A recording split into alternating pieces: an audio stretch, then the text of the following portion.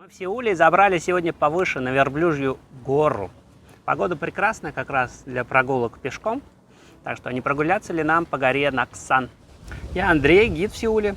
В течение долгого времени, вы знаете, я жил под этой горой, вот там, в общежитии Национального института международного образования. Это государственная корейская организация. Учился я в университете Кёнхи, вот там, недалеко отсюда. О, как жарко было летом, без кондиционера находиться в небольшой комнате, общежитие было достаточно тяжело. Днем, правда, можно было убежать в кафе, там кондиционеры работали, но ночью-то, извините, никто кондиционеры не включает в общежитии, а в кафе нельзя сидеть ночью, поэтому приходилось немножко помучиться. Сейчас жизнь прекрасна. Во-первых, и погода прекрасна, сейчас осень, не лето уже. Около 20 градусов, наверное, сейчас, солнышко светит, вечер ранний на горе Наксан. А во-вторых, жить стало лучше, потому что дома сейчас есть кондиционер. И даже в жаркую летнюю пору можно его включить и наслаждаться жизнью. Недавно по долгу службы опять здесь оказался, на горе Наксан, и она мне так понравилась, преобразованная, новая такая, сильно отстроилась за все это время, пока я здесь не был, что я решил сделать небольшой фильм про виды с горы Наксан. Мы сегодня и сверху посмотрим с вами на город Сеул, и прогуляемся вдоль крепостной стены сеульской, которая ограничивала город по периметру старой, и доберемся до Тондэмун Дизайн Плаза. Это такое современное произведение искусства. Давайте знакомиться с окрестностями. Вот смотрите, эта гора большая, самая высокая, северная внешняя фэншуйская гора для Сеула. Называется Пукхансан.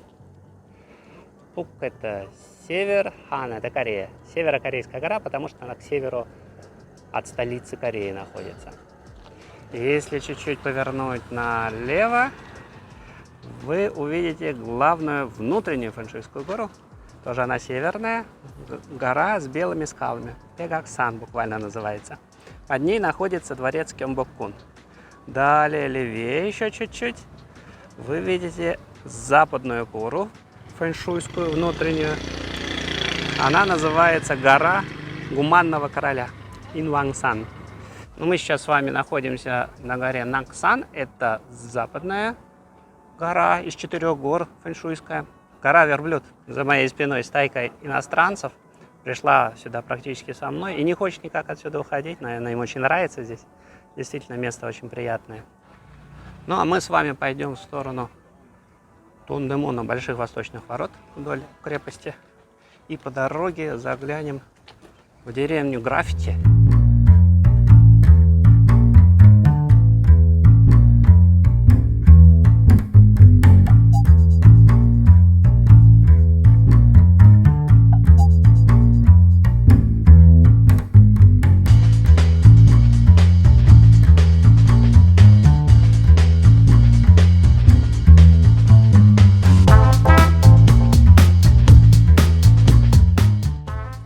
Такие маленькие лавочки здесь есть, где можно сделать, например, килт с мастером Киньоне.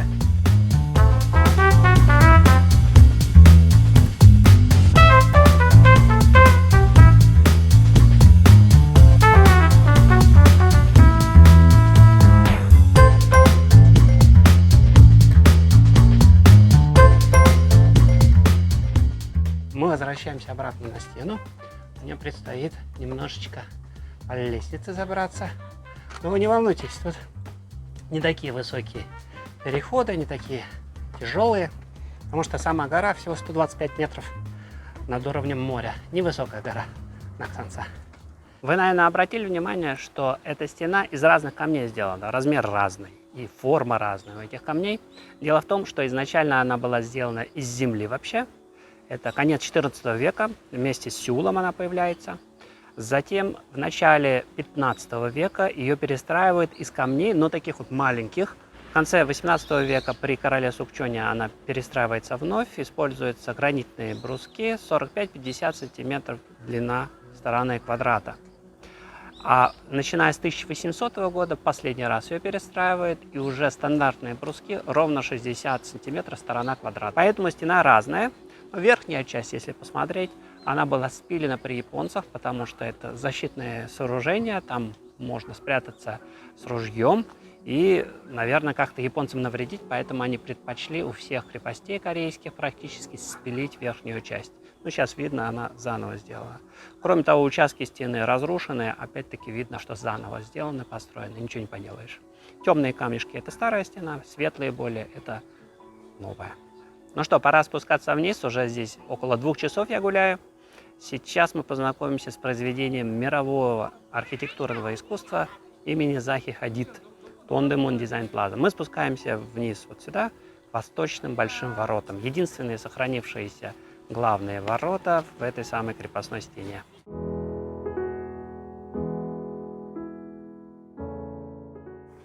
Ну что, мы добрались до Тондемун Дизайн Плаза. Вот она здесь у нас находится.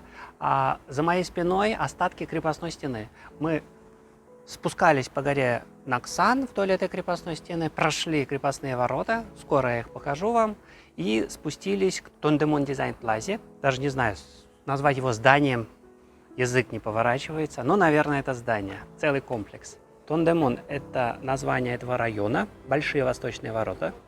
Дизайн, потому что здесь в округе занимаются до сих пор дизайном корейской одежды, ткани и так далее, поэтому дизайн.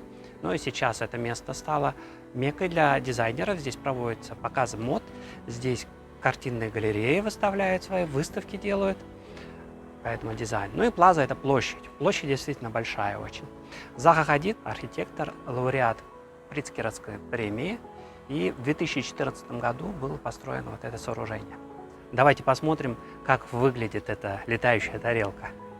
Очень большое, огромное творение. Мы сейчас во дворе внутреннем находимся. Здесь находилось 2 стадиона. Один стадион легкоатлетический, другой бейсбольный, но неважно. Здесь было 2 стадиона. И во время строительства вот этого всего Тондемун Дизайн Плазы отрыли кусок стены, который находился под этими стадионами. Я вас оставляю наедине с Тондемун Дизайн Плаза и воротами Тондемун. Если вам видео понравилось, не забудьте подписаться и поставить лайк. Счастливо!